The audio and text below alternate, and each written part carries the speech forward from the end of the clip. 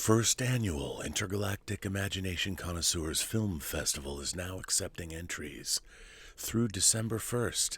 If you've ever wanted to make a movie and enter it to Film Festival, now's the time. What's stopping you? I have no idea. Why haven't I got your movie yet? Have you not made it? Well, you've got a little more than a month left. If you've ever wanted to, do it now. And I mean it, like now. Get off your ass. Why are you still watching this show? You should be in pre-production.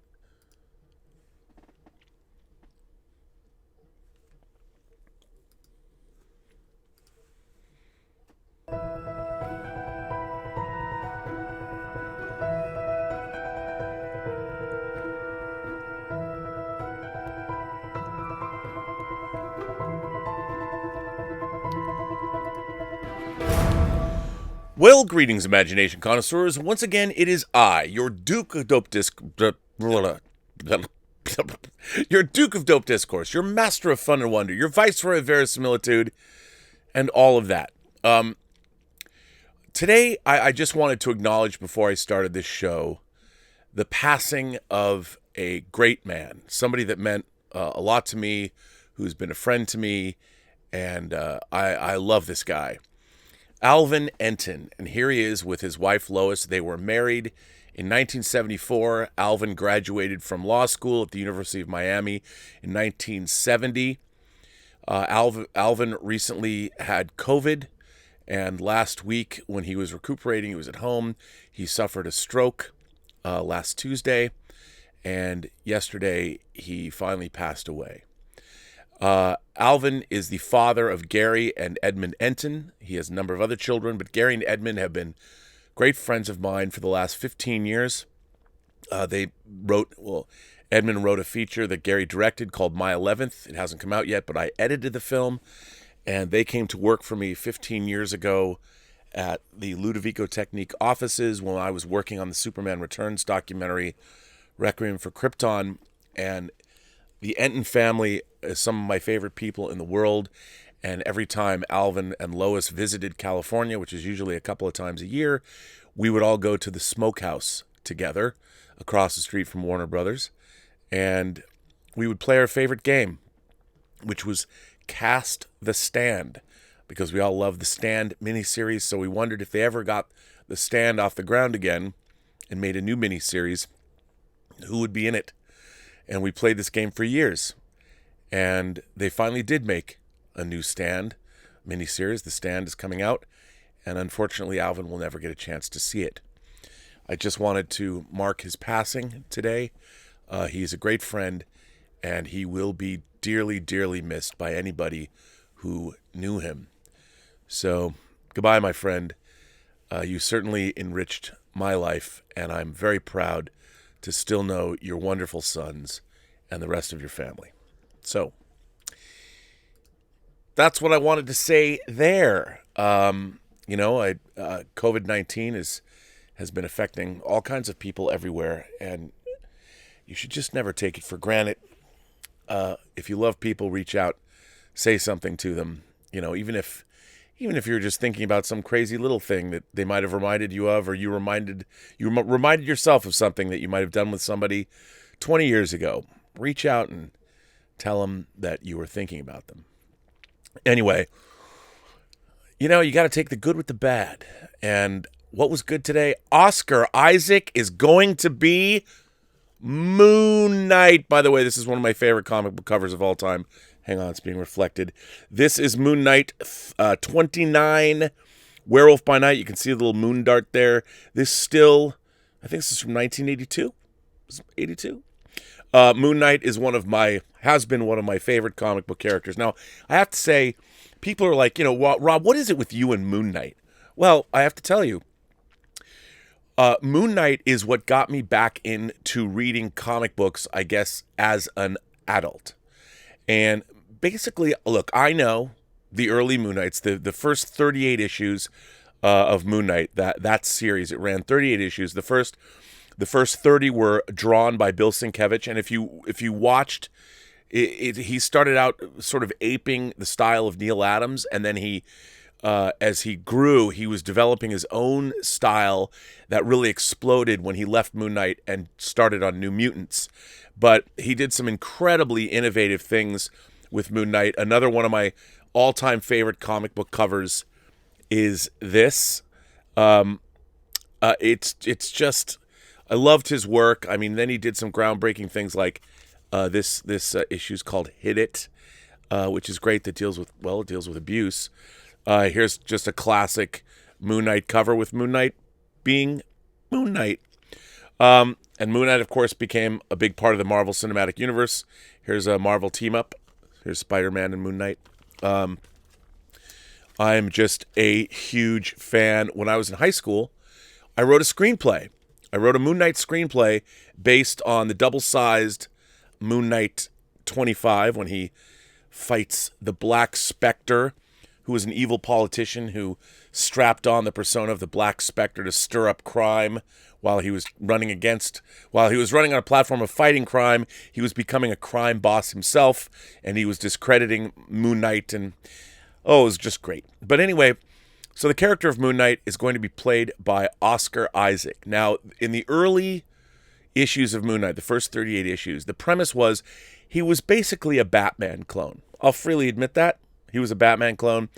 There was Mark Spector. He was a mercenary, and while working in Africa, he was possessed, sort of, by Nashu, the Egyptian god of the moon.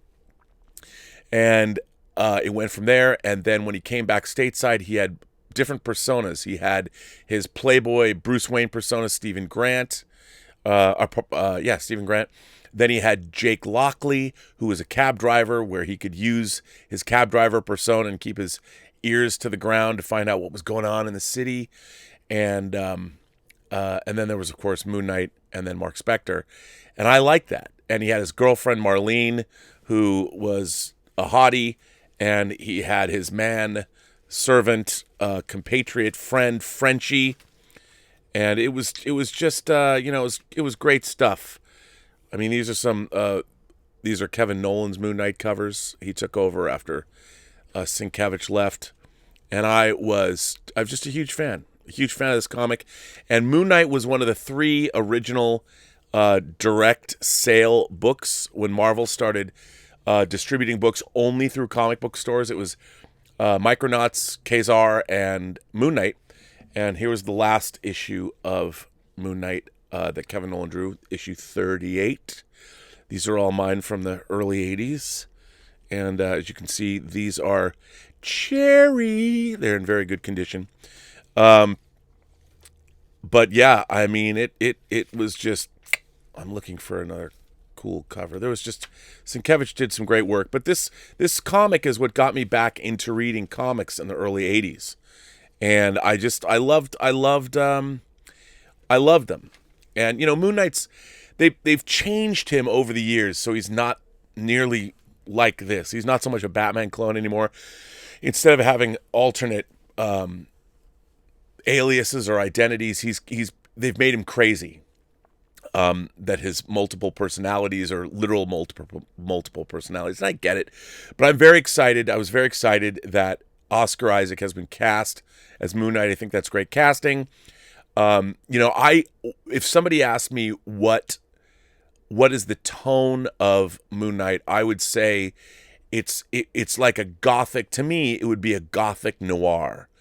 It would be a combination of Double Indemnity, Taxi Driver, and with some gothic horror, perhaps overtones, because after all, Moon Knight did take on the Werewolf by Night when he was introduced, and I would love to see that, so there could be a supernatural bent to Moon Knight as well. But I'm just very excited. They finally announced Oscar Isaac. I mean, that's coming out in a big way. Very exciting. And I have to tell you, there was a big smile on my face hearing that Oscar Isaac was going to play all these characters, and let me show you a few more. Why not? Because I have all of them here. All of my Moon Knights. Here's another great Sienkiewicz Moon Knight cover, which is great. And this one. And this is like Moon Knight trading cards. And this one, this is a good one too. I tried to convince a teacher in high school that comic books were worth reading, and I gave her Moon Knight 24, which was the second stained glass, another great Moon Knight cover. Look at that Sienkiewicz cover. It was sort of a very femme fatale, again, noir type of a story, and I'm a big fan. So hopefully they'll do right by Moon Knight. I'm very excited. I've wanted to see, in high school, like I said, I wrote a Moon Knight movie. And I've always wanted to work on the character somehow. Maybe I'll get a chance, but I doubt it. I don't really work at the level of the MCU. I'd have to work my way up. But still, very, very, very excited that they're making a Moon Knight show. I mean, who would have thought? I keep talking about my love of the MCU is well known. Some of the films I like more than others, but I mean, they've captured the spirit of why I loved reading comic books when I was a kid. And I've been having a great time with it. I can't wait to see WandaVision, and I'm looking forward to seeing what they do there. But Moon Knight, boy, I want it to be good. I really do. And I look forward, Moon Knight's been a part of the Avengers. Moon Knight's teamed up with all kinds of heroes. He's been a regular Avenger, a West Coast Avenger. Oh, boy. Anyway, Moon Knight, very excited. I also want to thank Charles Lindsay and everybody at the Mainframe Comic-Con for once again including me at the Baltimore Comic-Con this weekend. I moderated 4 panels. I think what they've done at Mainframe Comic-Con and what Chuck Lindsay and the boys have done, they created these great virtual online Comic-Cons really before anybody was doing it. They were really on the forefront. And yesterday was a beautiful depiction. I don't know if any of you watched it, but it was very exciting to be a part of because they've got it down pat how you show up and you jump into these online panels, and it was so much fun to talk to a lot of great creators, and I've had so much fun, and I can't wait till they do their event. So thank you to everybody at the Mainframe Comic-Con for including me and letting me be a moderator. I think you can go and look at those panels again online. I really had fun doing. There was a Fourth World panel we did with Cecil and Tom King, and it was great. It was fantastic. So check that out and look up Mainframe Comic-Con and be supportive of those good folks over there because they know how to throw an online party, which is exciting. What isn't exciting is, obviously, as we've all been waiting as film fans to see the cinemas come back. It's been coming back in fits and starts, and with COVID cases rising again both in the States and around the world, there was an article yesterday in Deadline that talked about Italy is reclosing their cinemas. Italy reclosing cinemas amid coronavirus surge. Spain approves new state of alarm and sets curfews. As COVID-19 cases spike, Europe is once again taking serious measures to curb the virus's spread. After initially shuttering its movie theaters in late February and then reopening in June, Italy is now set to close cinemas once again from tomorrow, meaning today. At the same time, Spain has approved a new national state of alarm and is introducing a nationwide curfew from 11 p.m. to 6 a.m., though regions have a margin of 1 hour on either side. El País reports the move comes after France widely extended a 9 p.m. to 6 a.m. curfew to numerous areas across the country this past week. Italian Prime Minister Giuseppe Conte today announced that bars and restaurants must cease daily service as of 6 p.m. beginning Monday. Cinemas, live theaters, gaming halls, and discos will be closed altogether. Italy was once the hardest hit European nation and in early March became the first to impose strict confinement as COVID-19 began to spread on the continent. The government is attempting to avoid another total lockdown given the economic impact.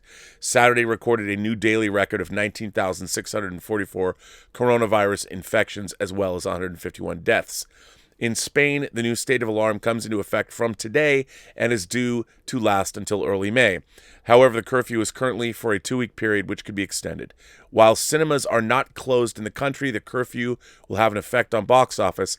The market has enjoyed success with Sony's local title, Padre No Oimas Que Uno Tu, which released in late July and grossed nearly $12 million there. Warner Brothers' Tenet was at $8.7 million through last Sunday. New entry, No Mataras last weekend grossed 316,000, but the top 10 was down an overall 1.3 million versus 2.3 the weekend prior. Italy hosted a seamless Venice Film Festival in early September, providing a strong example for international industry gatherings in the pandemic era. However, the market is still far off a strong 2019 that had been boosted by a concerted effort from the studios to program the summer. The top 10 movies in Italy last weekend grossed 1.57 million, down from 2.25 million the previous frame. Disappointing, but what worries me about all of this is where we're going to be at box office wise. Even, you think No Time to Die, which we've been talking a lot about on this channel of late, and even this morning on the John Campea show. It's dicey in terms of, will we see theaters opening again? And the problem that Tenet showed us is that with these bigger movies, we have Wonder Woman still scheduled for the holidays. No Time to Die moved over to next April. But if we don't get a handle on this, and the cases keep surging and going into the winter, all indications are that they will continue to surge. I do fear for the box office. And I really want to see that we get our box office coming back. I want to go to the movies again. But the problem is these large tentpole properties that cost, between $150 million and $200 million, in order to make them viable in the marketplace, you have to have enough theaters open around the world. And more importantly, you have to have the attendance. And with theaters with social distancing and theater attendance cut in half now, even at the best of times, it's going to be interesting to see what's happening in the marketplace. I do not want to see, these movies are, these large tentpole movies are what studios rely on to keep their doors open. Not just movie theater chains, but studios now. With the amount of time that is going by, it's going to get increasingly more difficult for studios to function without the kind of cash flow they need to keep going. For all the talk of box office, it's not like, when a movie makes $1 billion at the box office, the studios don't see even half of that. And there's marketing costs, there's overhead costs, in addition to the costs of actually physically producing the movie. And as we've talked about a million times on the show, studios are borrowing money to make these movies, so there's interest payments that need to come back. And studios rely on these large ticket or these big budget movies and big ticket in terms of ticket sales, movies to continue on. So, I just want to see the theatrical industry remain robust, and I want movie theaters still here because I love them, and I want to continue to go to the movies. So there you go. Now there's something that popped yesterday that a lot of people are talking about online. And let me see if I can pull it up, because I forgot to pull it up beforehand. Now, this, I don't know if anybody has been following this, but this was sort of a bizarre, it just popped yesterday, and it's called Transparency Tube. Let's see, I can't get down far enough. A window into culture and politics on YouTube. YouTube is used by 71% of Americans and a source of news for 26% of U.S. adults.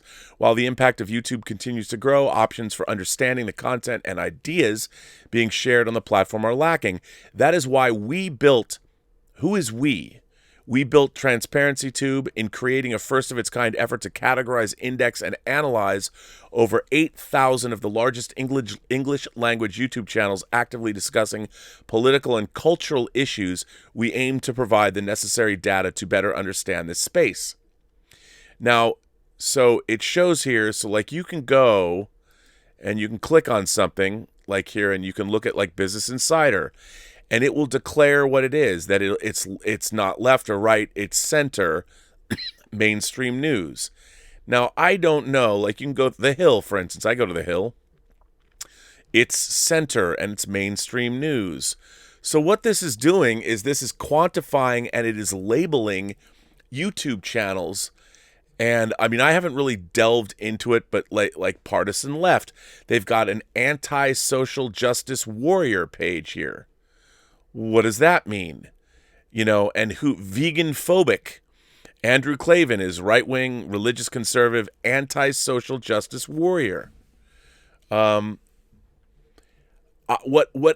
this scares the hell out of me, to tell you the truth, because what it's doing is it's just immediately labeling somebody. So let's say you're somebody who's, I don't know, looking at YouTube to see different points of view. There might be somebody that you'll connect with that is a great thinker or a speaker, or somebody who maybe has information that you might want to hear, but because it's been branded, I guess, by this algorithm, religious conservative right, partisan right, anti-social justice warrior, that you might not read, you might not go to it. And I find this to be rather pernicious. And I don't know how they're making these descriptions. And I know that as Heel versus Babyface, who I do my Prisoner show with, has been branded by this, like, right, well, let's see. Here, let's do it right now. So you can punch in a Heel. There he is. So here's his Az's channel, Heel versus Babyface. Right-wing anti-social justice warrior. Well, as Az will tell you, like, I would ask you, if you were to come and look at our Prisoner reviews that we're doing about Patrick McGowan's 1967 show, The Prisoner, if you were looking for that and say your views right-wing and anti-social justice warrior, what does that have to do with our reviews of The Prisoner? I mean, it seems you're slapping a conversation is nuanced, and everyone has a story to tell. And it seems to me that this is a very, very dangerous tool that obviously can be used. I think I don't see much good coming out of this. I don't know where it came from. I'd like to know more about it. But it bothers me that I'm creating content with a creator I respect, and by going on his channel and doing reviews of The Prisoner, by definition, I am going to be labeled as well right-wing and anti-social justice warrior, which I think is unfair. I think I have a much more nuanced approach to life. I am a classical liberal that leans left. And when I'm doing a show on his channel where we're reviewing The Prisoner, I resent that there is now something out there that is going to label us like this. And our show will be labeled like this. There's going to be many people that start using this, and I think it's wrong-headed, and I think that it's dangerous, and it's inaccurate. So I don't know where they decided to come up with this, but it doesn't work for me. Let me just say that. And I hope it doesn't work for a lot of people. Anyway, I have a ton of letters. I mean, well, maybe not a ton because they're digital, so they don't weigh anything. But I'm going to read them. I'm going to get into this because there are a lot of them. A lot. And let's see. I'm going to start out with this one. Now, I think I read this earlier, but I'm going to start off with this now. I think it's important. This comes from Danny Boy, and if you've heard this before, take a drink or something. Greetings, Rob.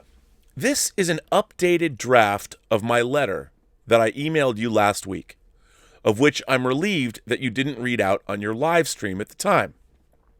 After I sent it, I realized the original was a bit too on the nose, and there was an obvious blooper in it as well. Hopefully I got it right this time. And please don't be offended by it, as it has a major criticism in it. That said, I don't mind if you think that you can't read it out on your live stream. It's just the way I felt things have been going lately, so here goes. As you are aware from one of my previous letters, I've enjoyed watching your streams for my daily routines of having to look after my partner. If you can remember, a few years ago, she was injured in a major accident which resulted in disabilities.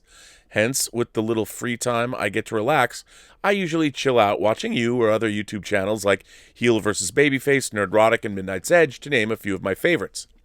Now, the point I'm trying to make here is that I usually enjoy yours the most. because you normally have a very open-minded and intellectual discussion or report on what is happening in the entertainment world, except for Star Trek, of course, laugh out loud. That's not to say that I agree with everything, which is what I always liked about your streams. You respect other people's views and opinions. But, and there's a but, and it's a biggie. Lately, you've uncharacteristically ranted and raved on your streams about various topics instead of being your usual level-headed self. Don't get me wrong, Rob. You're entitled to your opinions, and I know some things can wind people up into a blood-boiling rage. Believe me, I've been there, but lately I've been finding this somewhat hypocritical of you, especially when you reasoned with me over the subject matter from the same letter that I mentioned near the start of this one.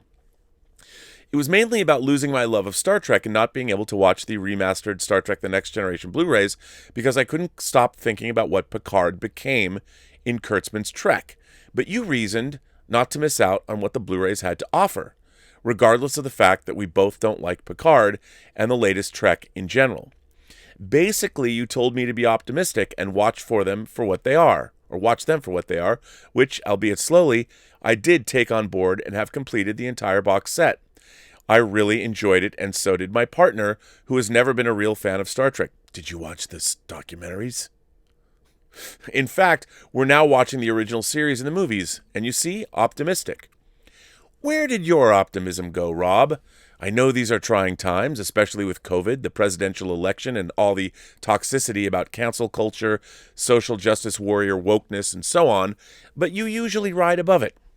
During the last few weeks or so, you've seemed to change. One example was a stream where Stanley Kubrick was berated by a reviewer or reporter, and you told him to, shall we say very impolitely, fondle himself. Throughout the topic, your expletives came thick and fast. I am the first one to admit that when I'm angry, I can swear like the best or worst people in life, so hearing you didn't bother me too much. But it was the fact that you verbally attacked that particular person for his subject matter, regardless of whether it was good or bad. Where was your Viceroy of Verisimilitude or your Duke of Dope Discourse that you pride yourself on? You were sounding like those cancel culture extremists that you despise so much. On the next stream, you were humbly apologizing after one of your moderators took you to task and almost resigned over it, but then you seemed to carry on with your Trek rants and this attacking attitude in some of your other streams. It got so jarring that I started watching your streams after they aired live so I could skip through them at points to avoid the bad parts. I nearly did the same with your recent stream about Quibi, but I kept watching only because I was so dumbfounded to see you have an almost ravenous glee about its demise. Yes, you called it. You said it was a dumb idea from the get-go. Well, bully for you. But you're not one of the unlucky investors who probably jobs. Yet there you were, gloating about it. After this, I almost called it a day with your streams, but I decided to watch Robservations 541, maybe because, like when you didn't give up on me over the TNG box set, I didn't really want to give up on you. In that stream, you owned up to your behavior and even went on to admire those entrepreneurs who opened up for their failure. And now, hopefully for the future, this has turned me around. Hence, I will still watch your streams, live and in full. Even you're entitled to have bad days, like the rest of us mere mortals. After all, you're only human. Or are you? Seriously, though, I really hope you do find your Duke of Dope Discourse again. After all, I usually find your streams to be the voice of reason, especially when the rest of the world seems to be going to shit. Live long and prosper, or as you and Az often say, be seeing you. Live long and prosper. Danny Boy, living in a little market in Somerset, UK. Well, first of all, Danny Boy, I would like to thank you for writing this letter in to me and revising it even. And I think that that's important. I mean, one of the things that I think people were right. I was talking about the demise of Quibi with a bit too much glee and not realizing that there was personal and there was financial, economic fallout from that. And yes, okay, I was also, because I was right about it, I seem to, and you're right, and it is not worthy of the channel. However, it was a bad idea, and it does shock me. I guess in this day and age, one of the things that is bothersome to me personally is watching people do things that are, it's like having a child and you don't want them to do stupid things. So you guide them and you hope they'll see the error of their ways. You want to help them along. But I see so many things that are happening now, especially these days, where that they're just wrong-headed and yet people continue to do them, and it's frustrating. I just kept thinking about how many good projects I've never seen reach fruition over the years for lack of funding or the lack of their creators not having enough name value that they could get their projects financed. And watching everything about Quibi bothered me. And to know from the get-go that they had put all this A-list talent together, but it didn't matter what they were making because the idea of the platform and everything that they were doing to approach it was flawed. And I just couldn't help but think, because of Quibi and all those resources, how many great things are we going to be deprived of? But you're right. I went about it the wrong way. And I've talked a little bit about this. I mean, I don't think that being taken to task for your behavior, for anyone's behavior, is something that you should necessarily shy away from. I find it, look, it's heartening that you feel, Danny Boy, that you can write me this letter, because that's what this channel is supposed to be about. And I try and bring my A game to doing this, and we want to keep this community to be vibrant and fun and enjoyable. And if the person that's making it not enjoyable is me, then I would hope that you members of the Post-Geek Singularity, you imagination connoisseurs, that you would be the first people to put keyboard to, well, pen to paper? What would you call it? Keyboard to CPU, and tell me. So I very much appreciate this letter, Danny, and I want to thank you for writing in. And I would say that your letter, if nothing else, it completely embodies and exemplifies the spirit of what it means to have a community like this. So I thank you for your thoughtful and heartfelt letter. I very much appreciate you writing in.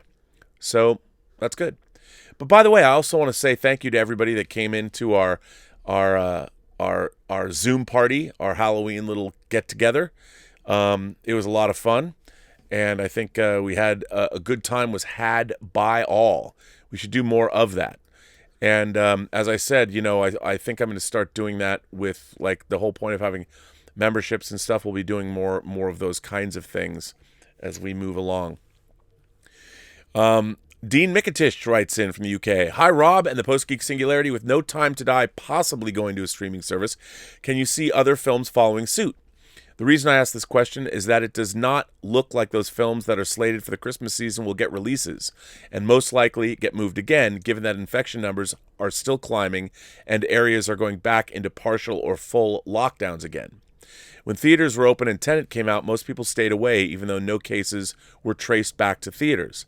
A lot of films have been pushed back to mid-2021, but I can see them being pushed back again or moving to a streaming service. Why do I say this? Well, the Spanish flu lasted 18 months. We're now into a full year since the first case of COVID-19 was diagnosed, and numbers are still climbing. So will the theaters be back open in 6 months' time? I don't think they will be, but let's say they are. The studios are going to be watching each other and see who releases a big tentpole movie first. They'll also be watching how well it will do. In reality, whichever film does get released, it won't make the numbers the studio hoped for the same reason that Tenet did not. People will stay away from the theaters for some time after they reopen until any fear of catching COVID at them has lessened, which means films will continue to be pushed back until someone makes a decent profit. It could be another year or longer until we see people returning to the theaters like they did before the global pandemic started and the studio started making profit this way again. We all know that No Time to Die has paid back the banker, so that film can now sit on a shelf indefinitely without incurring any more debt. But that is not the case with the other tentpole films. The longer they're not in theaters, the longer the debt will increase from interest. How long can a studio let a film sit on the shelf incurring more debt before it is no longer able to make a profit from being released in the theaters? I have no understanding of how the financial works in this area, but it can't be years and years. So this only leaves streaming and VOD as an option. Yes, being a $200 million film, they're not going to make back the $1 billion that the studios hope for, but they could break even, meaning that the studios are no longer getting themselves into more debt. This will free them up to make less expensive films that can turn a profit from streaming and VOD. As I said, the Spanish flu only lasted 18 months, but at present it looks like COVID is going to last a lot longer, and it will be a good few years before we see life returning to the way it was pre-2019. What do you think, Rob? Will the studios bite the bullet and start releasing films to streaming and VOD? Peace and long life, Dean Mikitich. P.S. On a plus side, and Bond does not go to a streaming service and things calm down, maybe we will be able to do that meetup in London and watch it together.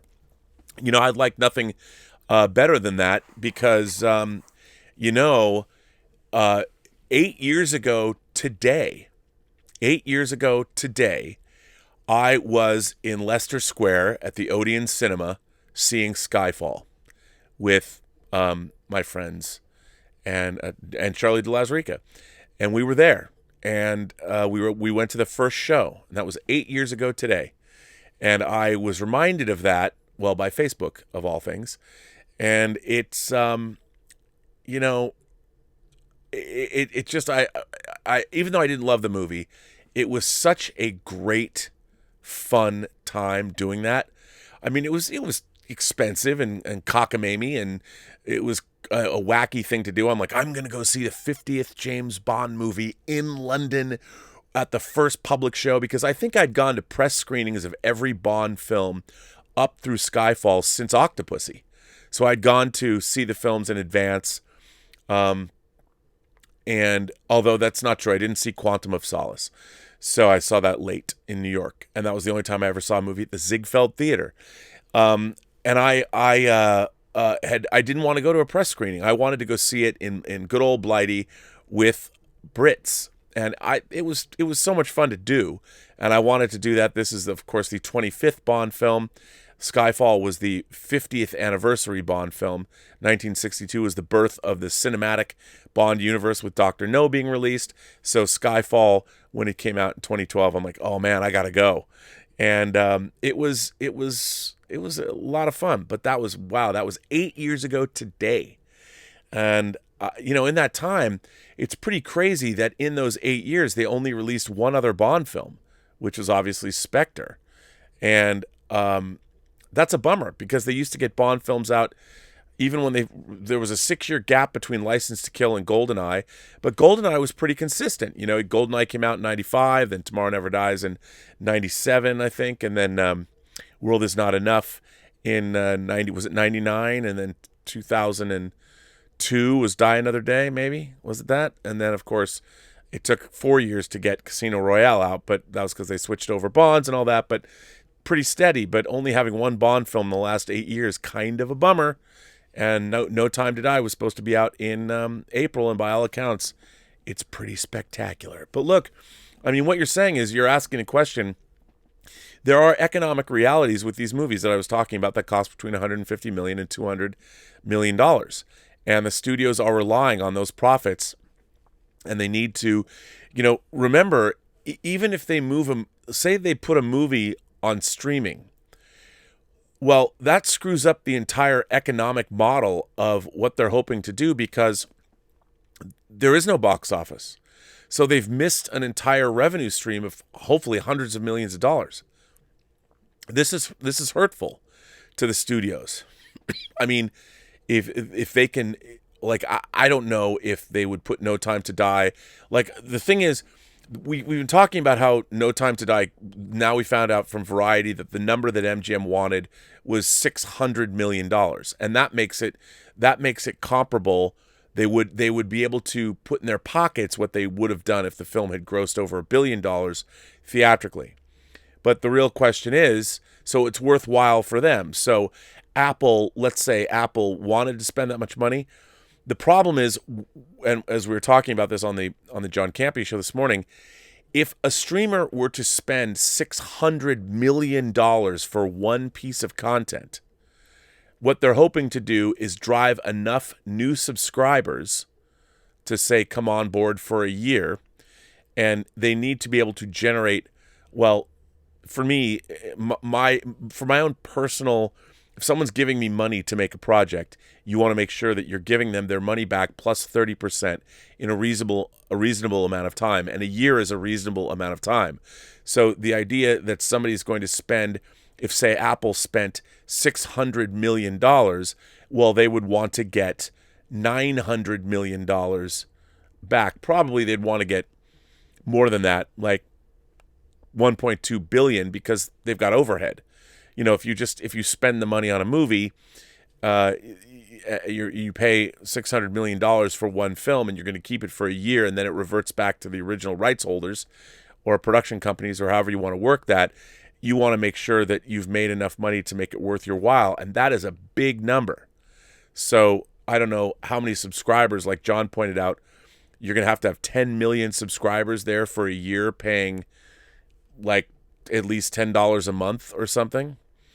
I mean, that's a lot. That's a lot to expect. I think that a movie like No Time to Die could do that, but then are people going to stick around? I mean, you want to make them part of what signing up for it would have to be. They would have to say, okay, if you want to sign up for Apple Plus, you have to commit to a year, because that's what we did with No Time to Die. You won't have to pay an extra $30 to see it, but you got to commit for a year. Now, if they could do that, and if they had enough programming coming down the pike where they could really keep people, then it might be worth someone's while. But that is some wildly untapped or untried business modeling. So I don't know. But again, if these films can't come out into theaters, they also can't be released into theaters if they're only going to make $400 million worldwide, because that's the studios will take a bath on a $150 million or $200 million movie. Making $400 million is not what they want.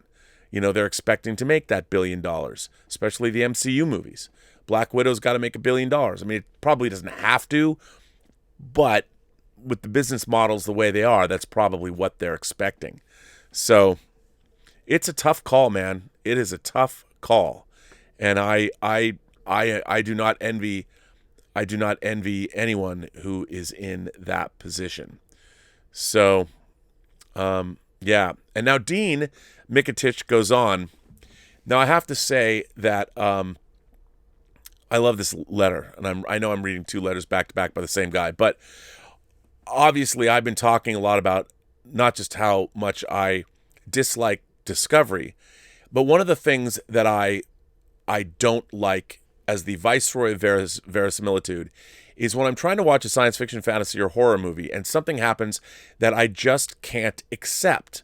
And people will say, well, Rob, it's science fiction. It's fantasy. Can you accept that there's a Balrog underneath the mines of Moria and that Gandalf can fight the Balrog and survive? Like, yes, I can, but I won't get into that. But I'll tell you what I have a problem with. I've had a problem over the years lately on how capital spaceships are treated by movies. Like, for instance, I'll give you an example. In my mind, Federation starships like the Enterprise, Federation heavy cruisers like the Enterprise, and mile-long starships like, say, Star Destroyers are ships, in my mind, again, that are built in space because of the size and the design. And in the gravity well, for instance, in the gravity well of a planet, the reason that a heavy cruiser starship can have small struts holding up the warp nacelles is because they're in a vacuum, the vacuum of space.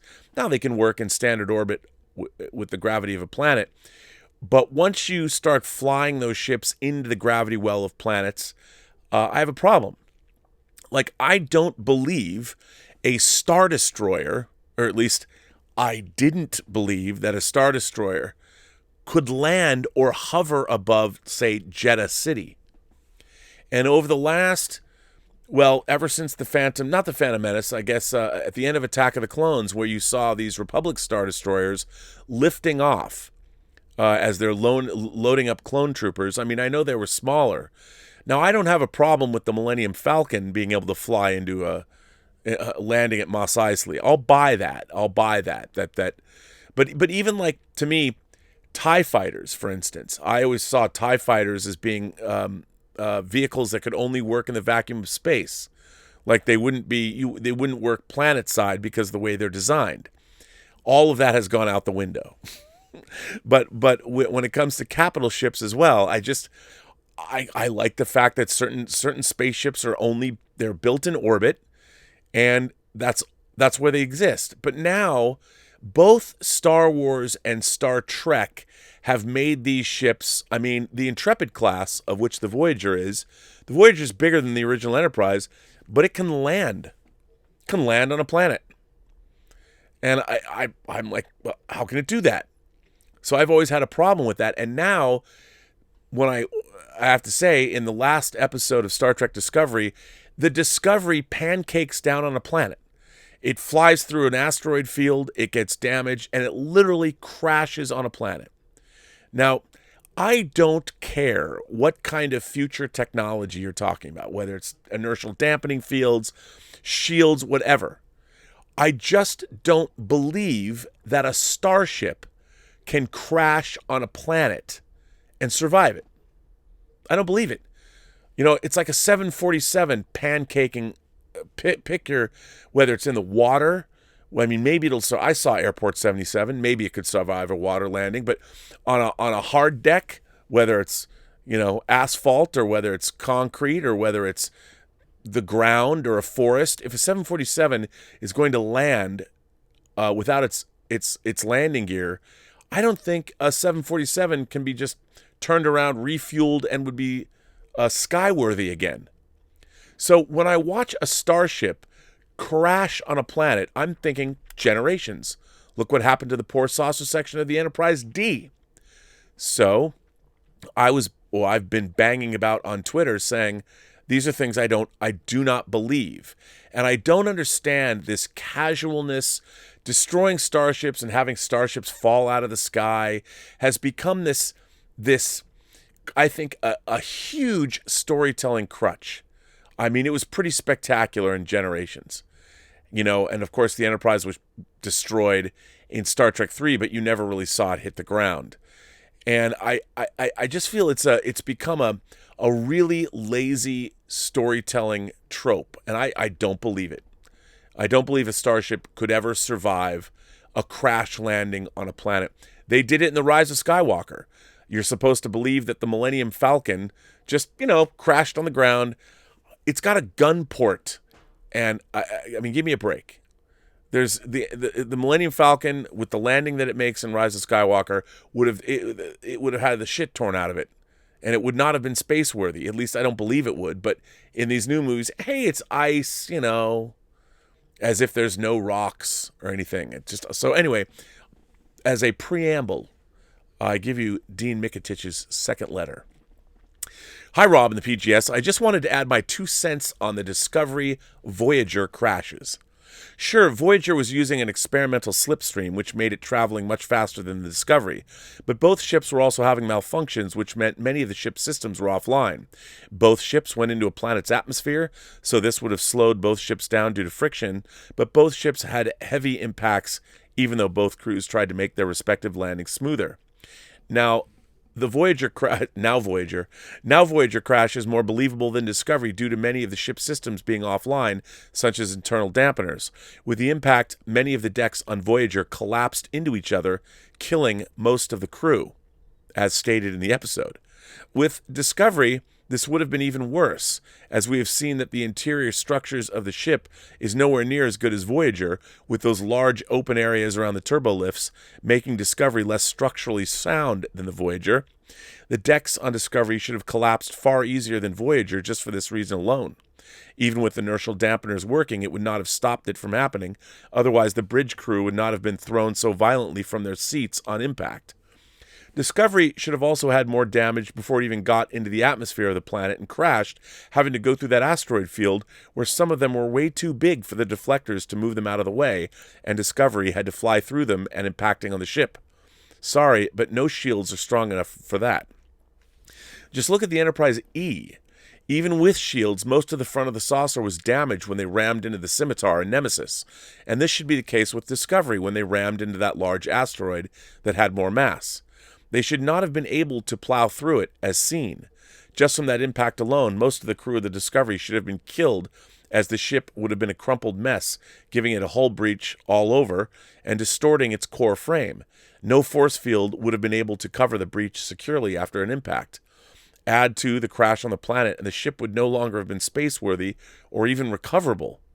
All in all, the Discovery crash had no verisimilitude with real-world physics or the rules set up in the Star Trek universe, while the Voyager crash in the episode Timeless does. The ship was destroyed and the crew was killed. Peace and long life, Dean Mikitich. Well, Dean, you hit the nail on the head. For this simple reason is one of the things that I can't abide about modern Star Trek, is they're asking me, these are story points. They've decided, like, for whatever reason, they need to crash the Discovery onto a planet because that's spectacular, but I can't buy it. And then people will say to me, well, Rob, you'll buy an 11,000-mile-long space amoeba. Why can't you buy that the Voyager or the Discovery would crash? Well, because, again, it's something that's analogous in the real world. I understand physics. And once a starship can endure that kind of trauma, well, then the rest of the show, the rest of anything that happens, the believability is called into question. So as the viceroy of verisimilitude, that's what I mean. And I think that those kinds of mistakes, or let's call them mistakes, storytelling shortcuts, or as we like to say at home, bad writing, is what interferes with my ability to enjoy a show. It's not about nitpicking. It's about the fact that in the real world, if a large object, especially an object as large as a starship, falls out of the sky and crashes to a planet, I just don't believe that it can survive that intact to the point of being spaceworthy. And I've talked about this before. When you watch Discovery, each episode to me has like 10 of those kinds of decisions. Maybe not as big, but when they pile up, I'm like, the people that are writing this show don't have any respect for anybody intelligent in their audience. And a lot of people I know, a lot of people are like, oh, I don't care. It doesn't matter to me. I get that. And if you don't care, that's fine. I'm glad it doesn't bother you, because if it's easier to go through life that way. But for me, I can't do it. So it's frustrating. But, and that's what I was thinking. Here is another letter from Omar94. Hi, Rob. I'm not sure when this will be read since you're catching up on letters, but this one is dated Sunday, October 25th, 2000. I just saw the Netflix movie Rebecca, the remake of Alfred Hitchcock's film starring Lily James and Armie Hammer, and I wanted to give a review of it here. I have not seen their movie. I didn't realize it had dropped on Netflix already. I do like the Hitchcock movie, but before seeing this remake, I said to myself, do not start unfavorably comparing this movie to Hitchcock's version and view it as its own entity in order to see if it's good or not. Always a good plan. Luckily, I was able to do that, and I can now talk about it. Unfortunately, I didn't like it. I thought the trailer was meh, but felt the movie would be good, but it wasn't. Even with Lily James, the delicious Lily James. For the positives, I thought the first 20 minutes or so, the 25 minutes or so, was actually pretty good, where we see Armie Hammer and Lily James meet and fall for each other. The sets, the cinematography, the hair and the makeup and the costumes were great. For the negatives, while I liked the first 25 minutes or so, everything afterwards, starting when we see the characters move into the mansion, is when it all started to go downhill. It just became very dry and bland, as it tries to be interesting but fell flat. I do like Lily James, but I felt hers and all the other actors' performances were just average. To me, I think Armie Hammer is a good actor, but his English accent was not very good. I don't think foreign accents are his specialty, as I also felt his Russian accent in Man from U.N.C.L.E. was not that great. Finally, the movie could have been shorter, feeling it was a little too long, as I noticed there were some scenes which could have been tightened. All in all, this new Rebecca was not for me. However, I'm not stopping others from checking it out. Maybe others will see something I did not, disagree on what I said, and like the film. Thanks, and live long and prosper. Well, Omar94, I haven't seen it. I'm going to see it, probably, because I love the original, but I'd be curious. But it was about what I expected. So I totally feel you. Ladies and gentlemen, boys and girls, gentle beings, kind souls from across 28 known galaxies, guess who I have a letter from? I'll give you one guess. That's right, Willow Yang. That's right. Ladies and gentlemen, if you guess Willow Yang, you'd be correct. And this letter, this is a good letter. Good letter, people. Greetings, Rob. Hashtag justice for Tuvix. So, you probably already know which side I take on the debate that formed the central conflict of the Star Trek Voyager Season 2 episode, Tuvix. Before I proceed onwards with my defense of the titular character, however, I do have to take a moment to debunk the line regarding lysosomal enzymes. As you might recall, the alien orchids that were responsible for the freak transporter accident that resulted in the merging of Tuvok and Neelix had lysosomal enzymes, a feature that was presented as being something unusual. Anyone who is familiar with cellular biology, however, will know that this is complete, utter bullshit. The entire purpose of lysosome, which is present in practically all eukaryotic cells, including ours, is to store enzymes that are involved in the breakdown of waste products in the cell. Having enzymes in the lysosome, I think it's lysosome, I think I got that right. Lysosome just means that your lysosome is functioning normally. You should be concerned if you do not have lysosome enzymes, because that means there's something seriously wrong with you. Indeed, there is a class of metabolic disorders known as lysosomal storage disease, or LSD, and not the good kind either, where the lysosome is missing one or more key enzymes due to a genetic defect, resulting in a number of unpleasant symptoms, including deafness, blindness, seizures, cardiac problems, developmental problems, and, of course, death. But on to the central conflict of the story. I personally don't agree with the argument that Tuvix should be destroyed simply because he wasn't conceived in a natural fashion. The transporter did create a second Riker in the Next Generation episode Second Chances. Is it justifiable to destroy the second Riker for the sole reason that he was created in a bizarre freak accident? Would people still think it's justifiable to kill Tuvix if his death wouldn't have resulted in Tuvok and Neelix coming back? If the answer to these two questions are no, then it means that we must believe, at least to some extent, that the second Riker and Tuvix are life forms, regardless of how they'd come into existence. Should they be bestowed the same anatomical rights that biologically created sentient life forms take for granted? I think it's quite obvious that they're both sentient beings, and I personally do believe that being sentient beings should make you automatically eligible for basic rights to autonomy. If Data has gained the right to refuse to undergo a procedure that he judged to be too risky in the measure of a man, I think that someone like Tuvix has a very legitimate case to be able to refuse to undergo a procedure that would most definitely result in his own destruction. Hence, the argument of the episode for me isn't whether or not Tuvix has a right to live, because I think he absolutely does, but rather more of a case of whether the needs of the many outweigh the needs of the few. Is it justifiable to take one life in order to bring back two lives? Is it justifiable to sacrifice someone who has no connection to the community, no loved ones, in order to bring back two people who do have family and friends? I personally do have mixed feelings about Tuvix. I'm referring to the episode now, not the character. On one hand, I really liked the moral dilemma that was presented, and I thought the resolution was bold and haunting.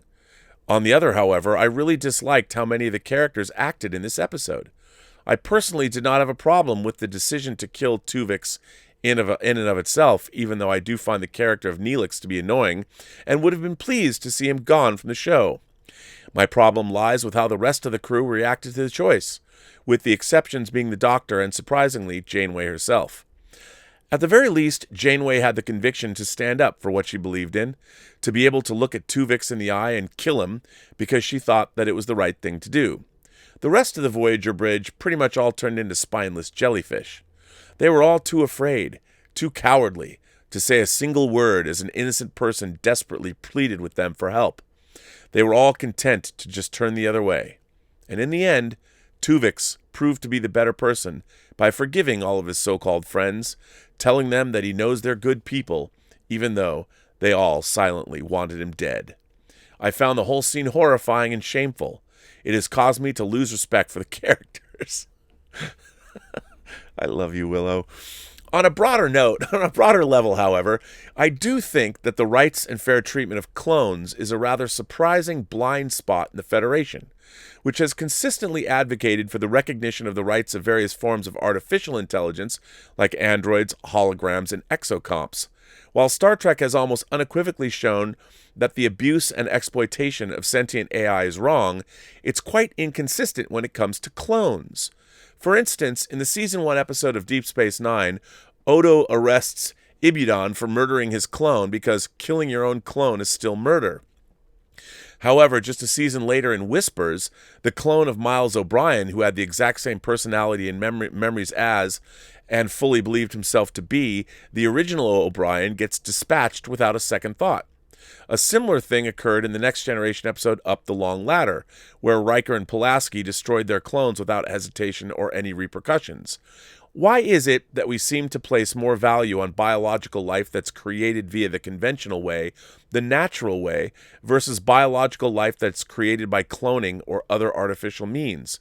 Clones and Tuvix fit all of Maddox's criteria for sentience, that being intelligence, self-awareness, and consciousness, and unlike AIs, they do additionally also possess the same emotions as a regular person. What justification do we have for treating them with such prejudice and disdain? Quote, "A civilization is measured by how it treats its weakest members," unquote. Hashtag justice for Tuvix. Live long and prosper. Willow. Well, Willow, once again, you continue to delight me to no end and knock it out of the park with the ethical and moral conundrums that you point out based on a goofy episode of Voyager, Tuvix. Now, no, I have to tell you, a lot of people on initial first glance laugh at Tuvix. The episode is kind of funny. Neelix and Tuvok are fused together, not unlike Jeff Goldblum in The Fly in last night's Whining About Movies movie, David Cronenberg's The Fly from 1986. I too was bothered by this, and I have to tell you, I think one of the things that we see a lot of in science fiction is the idea of artificial life. We as human beings, I think there is even in science fiction, there is a prejudice against, or at least science fiction deals a lot with the prejudices against beings that are manufactured as opposed to beings that are naturally born. And I mean, you look at it, let's go back to Blade Runner. The replicants, they're manufactured. They are biological entities. They didn't really get into the differences, but they are constructed. And but as is shown, and this is why I believe Rick Deckard is not a replicant, as is shown in Blade Runner, they have souls. Just because they were manufactured doesn't mean that they aren't beings that can feel, that can think, that can love, that can ruminate on what they've seen. C-beams glittering in the dark near the Tannhauser Gates. All those moments will be lost in time. I mean, Roy Batty was a poet. He deserved more than his 4-year lifespan. And the thing is, we as human beings, if we are going to create, here's something that we're not very good about these kinds of things, but if we are going to create life, and life has soul, and replicants are feeling beings. They have, like you said, they pass Maddox's test of being alive. Well, then we really have to re-examine who and what we are. Look, we have a problem. People talk about, well, you can't kill babies, but those very same people will be like, yeah, but if they grow up to become homeless, then they messed up somehow. So they've forfeited those people's lives, the homeless, the incarcerated. Those people have forfeited their lives somehow because of the mistakes they've made, which is just like you either appreciate and will respect the sanctity of life, or you don't. You can't equivocate. And maybe you can, but that's a slippery slope. But when it comes to things like, I think the Tuvix conundrum is a good one. It's always good to examine. Well, let's go back to your thing about clones too. Cloning just because somebody has been cloned, they're a real person. They might have been manufactured, yes. However, if a clone was not then implanted into a womb and had a natural birth, a clone is still a person. It's still an actual human being. It's an actual copy. And that human being is independent. This is another thing that people seem to not realize. A clone does not get all the memories of its host or where the material came from. It's an actual human being. So the idea that you could eliminate clones for whatever reason and have some kind of moral or ethical think it's okay. And this is why I love movies like, I dare say it, Never Let Me Go, which is a favorite movie of mine. I've talked about it a lot on the show. Mark Romanik's Never Let Me Go, that's based on a novel about a group of kids. Spoiler alert, they're at a boarding school in the English countryside. It turns out in that universe, clones, like in Michael Bay's The Island, people are cloned, and then their clones, their bodies are well cared for, they're taken care of until their natural born, their hosts or whatever, need their own organs. So then the clones are sacrificed in the in Never Let Me Go. You're either a carer or a giver, and if you're giving your organs, it's monstrous. And the whole thing about Never Let Me Go is these clones have just as much humanity in them as anyone else. And the idea that they have been created so their lives can be given over to their originals, as they're called, and they have to give up their organs until they're dead. I mean, it's absolutely monstrous. And it's weird because I've never understood. It's been when I'm talking about or reading about science fiction about cloning, I've never understood how a lot of the time that these stories exist. Like, okay, somehow in these science fiction stories, humanity has convinced itself that clones aren't real.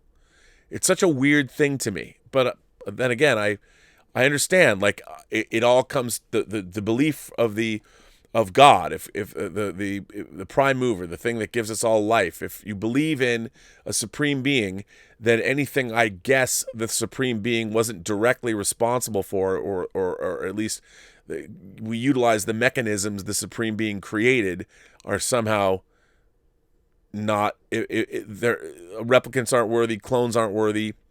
Even though I would argue that if we've evolved to the point where we can create cloning technology or make replicants, that's part of the natural evolution that our supreme being was expecting us to come up with at some point. But look, I agree. Now, the thing is, the way I see Tuvix, the episode of Tuvix, is that you've lost two people. You've lost, in an accident, you've lost Neelix and Tuvok. This new thing that was created, they can immediately, once they figure it out, they can alleviate this mistake. Now, it's a tough call, but I would say that if you can reverse this mistake, you're not really killing Tuvix so much as restoring Neelix and Tuvok. Tuvix exists as the result of an accident. It's a mistake. And I as much as I mean, I know where you're coming from, that Tuvix should be allowed to live. But then again, why should Neelix and Tuvok be forced to exist as Tuvix? I mean, it's an interesting ethical dilemma, and one I don't necessarily. I mean, the question is, well, it's a tough question. My first impulse would be to restore Neelix and Tuvok back to the way they were, because they also should be allowed to continue on. I mean, why do we have to? Why is then suddenly Tuvix more important than Neelix and Tuvok? Two individual beings. I would ask you, is the universe better off? I mean, I don't know. I think it's a really difficult ethical question. I mean, obviously the easy answer would be say, well, they're series regulars. You have to restore them. But if you're somebody that believes in the sanctity of life, but then again, Tuvix isn't supposed to be there. There was no way in the natural world. Tuvix is the result of a mistake. And I think that then you could say, well, Rob, that my pregnancy was a mistake too, which, point taken.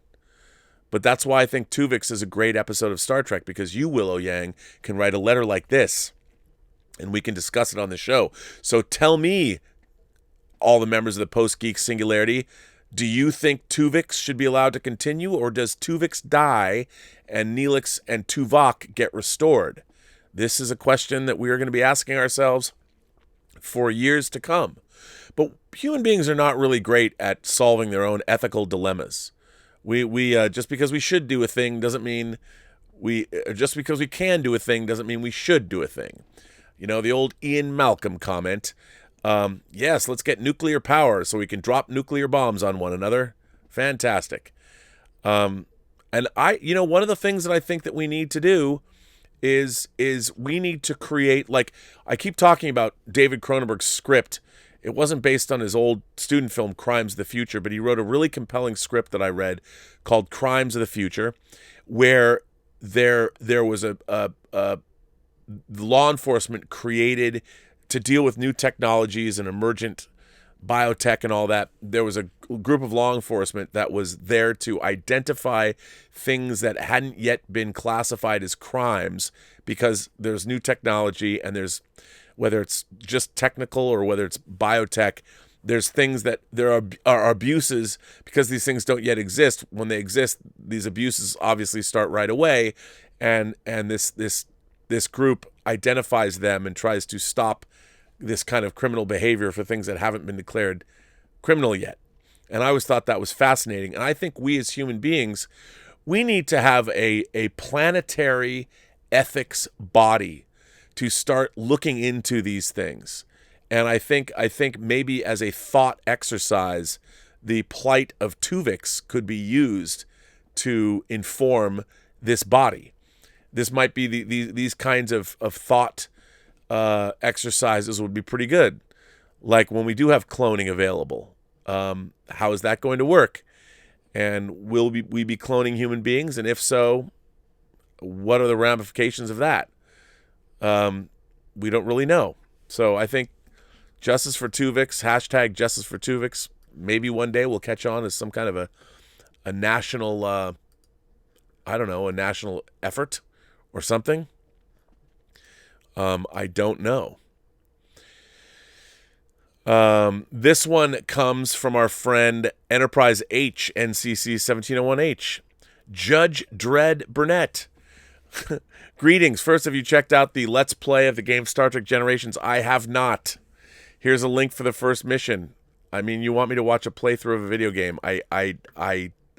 It's not. I know you've asked me to watch this about 100,000 times. One day I need to get around to doing that. But I'm going to put this link in the live chat for you. So there you go. Secondly, in my last letter, I wrote about holographic technology. I failed to mention this thing. The thing was that the technology felt Star Wars-y to me. I personally believe that technology must have its own distinct identity for each franchise to make it feel like its own thing rather than a copy.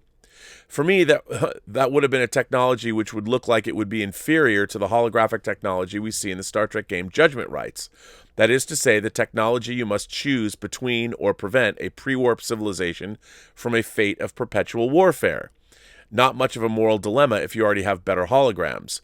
Speaking of which, I promised you my thoughts on said game, didn't I? Now, I do not have any nostalgia for this game, so if you don't want an honest take which points out the good and the bad, I would recommend that you mute the sound. To start with, I loved the Star Trek 20th anniversary game that you're talking about. The 25th anniversary game was so much fun. I was playing it with Wayne Mogilevsky at his apartment when we both lived on Kenmore in Los Feliz, and it was great. To start with, the previous game, the 25th anniversary, felt like a cohesive whole which felt quite smart, and by the end of the game, the computer entries had gained a new meaning, whereas the computer entries in Judgment Rights worked against the narrative. The same went for the names in the manual, which comes with the GOG edition. The factions of the first game suddenly had different names. They're close enough, but still bothered me. World-building issues, if you will. So should you desire, I will write another letter detailing my thoughts on the other missions, but for now I will try and limit it to the mission which I deem to be the very best. Otherwise, this letter would get too long. See, if you want me to share these letters, though, a lot of people are going to be like going, "What? What?" I mean, this 25th anniversary game, we are now in the 54th year of the franchise. So this 25th anniversary game came out. What was that? 29 years ago, right? So how many people play the game? Anyway, my favorite level is probably No Man's Land, where Trelane sends you to his recreation of World War I Germany. It's quite the experience to play said mission in today's day and age, given that you manufacture fake news about blackboards being a health hazard. Aside from that, you will likely feel a wide array of emotions like frustration as the red shirt tries to get on your nerves, or highly disturbed as it feels like Spock is losing himself in the mind meld with Trelane. The team is determined to stop his fascination with Earth's war history before he arrives at the next major event, if you catch my drift. It makes you wonder what a Trelane who wasn't romanticizing Earth's wars would be like, doesn't it? Wait a minute, do you suppose that Q in Encounter at Farpoint is Trelane? Could be, but if you read the Peter David novel Q Squared, which I really liked, you might have an answer to that. Enterprise H, NCC 1701H. P.S. Please reply with an email if this letter is too long so I can trim it down. No, I thought this letter was just the right size. So thank you for that. Let's see what you guys are saying over here in the chat. Willow's here in the chat. Willow says, would you take a moment to gush about why Moon Knight is awesome? I think I did at the top of the hour. I know little about the character, but the huge smile you had on your face when you saw the announcement of Oscar Isaac this morning was great. Yes, I was very, very, very, very, very excited about Oscar Isaac.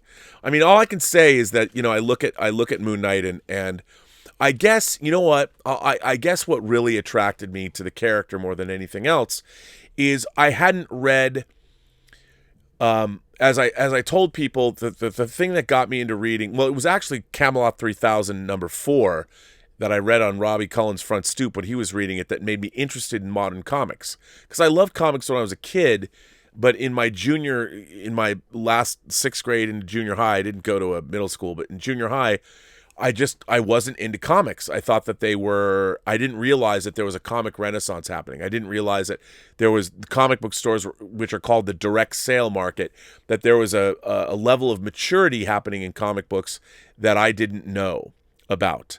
Everything like, what was going on in X-Men, of course, and what was going on in New Teen Titans.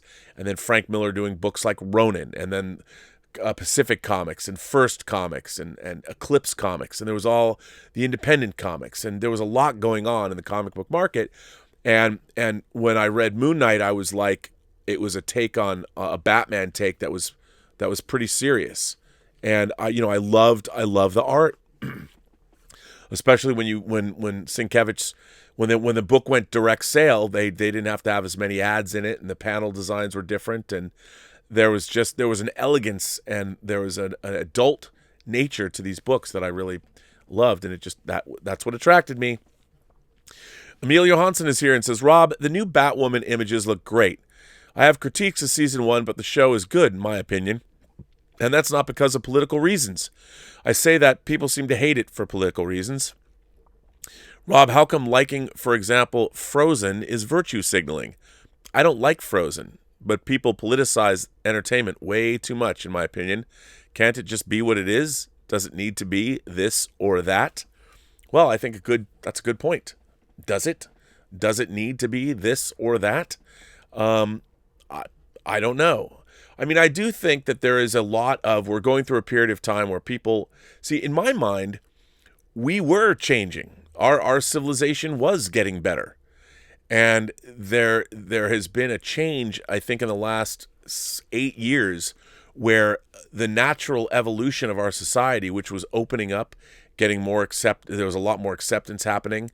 The fact that same-sex marriage, for instance, I always go back to that, was becoming acceptable, and the rapid change there. And, I think I really can't speak to this as well as some other people who watch this channel might be able to speak to it, but I think also things like trans rights were also opening up, and things were getting better. But I think a lot of what happened is with social media, people want this change to happen immediately, and they want what they want right now, and they want to accelerate the process, which, accelerating the process artificially is never a good thing. You have to have these societal changes. They have to be genuine, and they have to be deeply rooted, and they have to take hold in the consciousness of a civilization in order to work. Because if they don't, then they're not going to stick. And if we have diversity, if it's forced on people as opposed to accepted by people, it's not real. And I think that's the problem that we're in now, is that everybody has decided they want exactly what they want right at this moment. And, it's evolutionary. And I think we were doing okay. I think what's happened, there's a lot of changes, but I think what's been going on in academia and what's been going on with social media, everybody wants everything now. I want it the way I want it. I want the world to be the way I want the world to be, and I want that to happen right now. Well, that's great, but that's not how anything works. So I think there are people that want to try and speed up the process by injecting all of this agenda-based material into the stories that we're watching, that we're consuming. And it's frankly fucking annoying to me because, as I said, you cannot put your agenda before your characters and your stories. And I think all of the great stories, all of the classic stories, if you go back and you read Shakespeare, or you watch, say, the films of Stanley Kubrick, or any of the great stories, all of the great stories are either identifying bad human behavior and are trying to say, by telling the stories, hey, let's not be that way. Stanley Kubrick's movies, everyone called him a misanthrope. Not everyone. People call him misanthropic. And I'm like, no. I mean, Kubrick was trying to... I think Stanley Kubrick loved human beings. I think he loved the folly of human existence. And I love Barry Lyndon. And I don't think he was telling us that, hey, we should all be like Redmond Barry. He was saying, don't be like this. And then at the end, he gives you the little kicker. These people lived during this time, and it doesn't matter who they were and what they were up to, because that was hundreds of years ago. They're all equal now. So, I think that I get what people want to do, but you have to allow people to come to these conclusions on their own rather than force them to accept these conclusions. And I also think that we're not having the kinds of conversations that we need to be having. Again, it's either all or nothing, and a lot of these conversations that are one-sided. Suddenly you get activists that want to thrust their agendas down people's throats, which also is not a good thing. But you have to make these changes and allow people to come to grips with them on their own, which might not be to certain people's liking. You want to have things change faster. I get it. But you also want to have change. Real social change takes time, and it is not, you can't. Now it's, whether it's at the end of the barrel of a gun, or you're threatened with some kind of force in order, you can't change people's minds forcefully. The best way to change people's minds is that's the point of getting voices out. You want all kinds of diverse voices to share their stories, because with people's stories, then it's like, oh, I get it. We are conditioned to learn through storytelling. We are conditioned to learn. So that's why I say every person you meet has a story to tell you have yet to hear. Well, we as astute imagination connoisseurs, when you hear a good story, you're like, oh, I get it.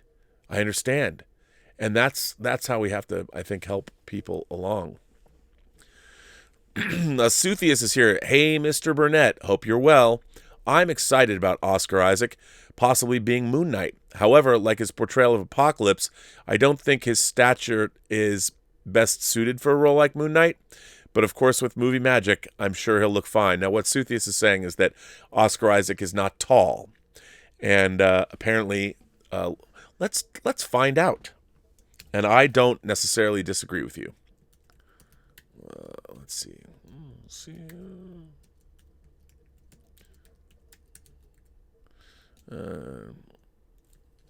I just misspelled all of that. Oscar Isaac is 5'9". Now, that isn't totally tall. It's not totally short, but definitely I can. I don't think, like, sure, you want somebody who's strapping at 6'2", like, isn't Ben Affleck like 6'4", so he can play Batman. But I think you might be right there. But look, man, Tom Cruise is what, 5'7"? Ethan Hunt, he's pretty formidable, and I think you're right. It'll be movie magic. They'll make it. They'll make it work. I really love him as an actor, though. I mean, just go watch him in A Most Violent Year. He's so good in that. But I think you bring up a good point. We want our superheroes to be tall and formidable. But I think that, like you said, I mean, I love the first half of X-Men Apocalypse. I think it's really cool. But you're right. I mean, I think if the technology had existed, I think if Brian had seen Thanos, Apocalypse should be huge. And I did think Oscar Isaac was simply too short to play Apocalypse. I think he's a great actor. But I think the way to have gone with that character would maybe have been to make him CG, motion capture. But I don't know if Brian had the faith that he could pull that off. I think after we've seen Thanos, anything can get pulled off now. Let's see. Journey's End sent in a super chat and said, are there any Intergalactic Imagination Connoisseur Film Festival updates? I watch the show every day regardless, but I'm always hoping to hear new judge panelists and awards for the festival.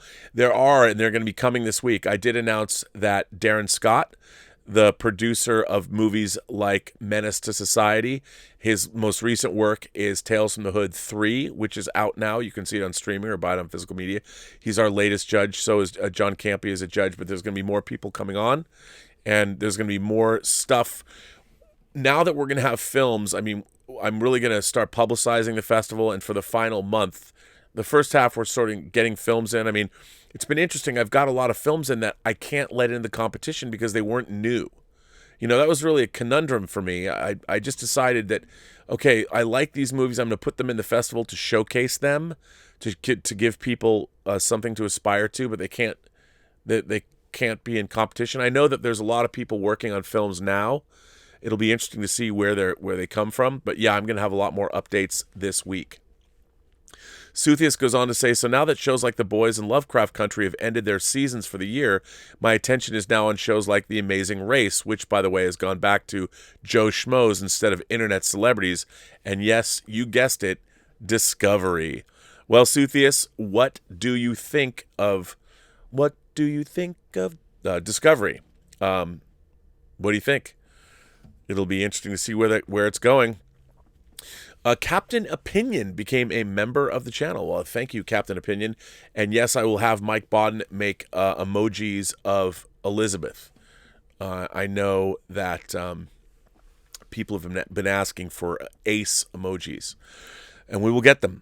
Stubble McShave sends in a tip and says, the capital ship whose design looks like it can fly in an atmosphere of a planet the least is the medical frigate in Star Wars.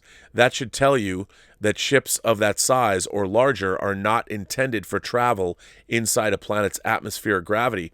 That's what I've always believed. And it bothers me that that they keep wanting to have these ships fly.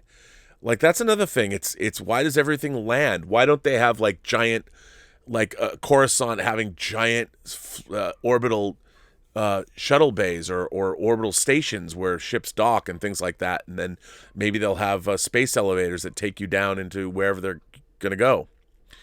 But I agree. Anthony Gonzalez is here. Hello, sir. Hey, to Rob and Willow, I don't think that you or I or anybody has the right to arbitrarily exterminate them. Ooh, well, I mean, that's the real kicker, isn't it? Can they? I mean, I don't know. The thing is, with the accident that created Tuvix, does that mean that Neelix, if you can reverse it and they can, does that mean Neelix and Tuvok just die? I mean, in my mind, look, off the top of my head, I still think that Tuvix is the result of a mistake, and as difficult as it's going to be from a moral and ethical standpoint, Tuvix isn't supposed to be here. and Tuvok and Neelix were destroyed in an accident, but if you can get them back, shouldn't you? I mean, I would think that Starfleet, if you're in Starfleet and you're able to rescue your crewmen, I think that would trump the idea of, well, not Trump, you know what I mean? That it wouldn't you? Like, wouldn't you have just Starfleet rules of conduct? Like, if you know, I don't know what they are, leave no man behind. But I don't think that Tuvix, why should Tuvix's rights supersede Tuvok and Neelix? I think that's a tough one. I don't know, but that's why I expect to read many letters about this. I don't know. Brendan Sheehy says, Rob, what is your favorite Woody Allen film? Mine is Hannah and Her Sisters. Oozes charm and sophistication with a witty script, a beautiful soundtrack, and Michael Caine, who incidentally introduced Woody and Mia years before, and it's a wonderful addition to the Allen regulars. You know, I love Hannah and Her Sisters. I think my favorite Woody Allen movie is Crimes and Misdemeanors. But that's more of like it's plot driven, but I really like my favorite Woody Allen movies. Old school, Crimes and Misdemeanors is probably like I love Manhattan. I love Annie Hall. I love Stardust Memories. I love, of course, Crimes and Misdemeanors. I like later Woody Allen, Christina Barcelona. I really like that. I liked Match Point. I liked Blue Jasmine. I liked Midnight in Paris. There's so many Woody Allen movies that I like. Yeah, but I think Crimes and Misdemeanors, that's the one I think about the most, I think, probably. Jared Snyder says, hi, Rob. I'm so sorry I missed your interview with Rodney Barnes. Philadelphia is a great comic about my old hometown of Philly. Hopefully it'll get published out on YouTube. For those, what Jared Snyder's saying, I had an incredible conversation with Rodney Barnes. He was a writer, producer, executive producer of American Gods. He produced the Wu-Tang miniseries, or I guess series. He's working on a series about the Lakers right now. He's fantastic. I mean, we had the greatest conversation. We talked about Hammer Films, and we talked about William Marshall and Blackula. But he's doing a comic called Philadelphia that is a vampire comic, but it also deals with what is it like to. There's a lot of things that I don't want to say it's like The Wire, but it deals with a lot of inner city issues, and it's a really interesting take. He was a really impressive guy. I wish that Rodney. I wish we could go out for a beer and hang out, because he noticed I had a classic phaser behind me, and he was like, Rob, you really know your stuff. So if that interview it drops on YouTube, I hope they all do, because I thought they were all worthwhile. But that was a great conversation that I moderated that we had. That was for the Baltimore Comic-Con that I talked about early on in the show. That was great. That was a great time. But yes, that was a really good interview. He was just a really impressive guy. I really liked him, and Philadelphia is great. It's really, really, really good. So let's see. Okay. So the amazing Yosh has written in and sent me an article, and I don't mean to take you to task, amazing Yosh.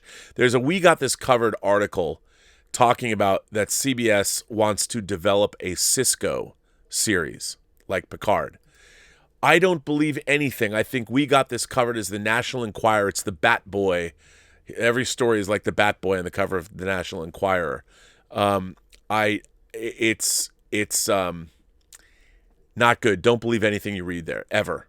Don't believe anything you read on We Got This Covered. So don't believe that there is going to be a Cisco show. I don't believe it. Although, hell, I'd love to watch that shit, but I don't think it's going to be real.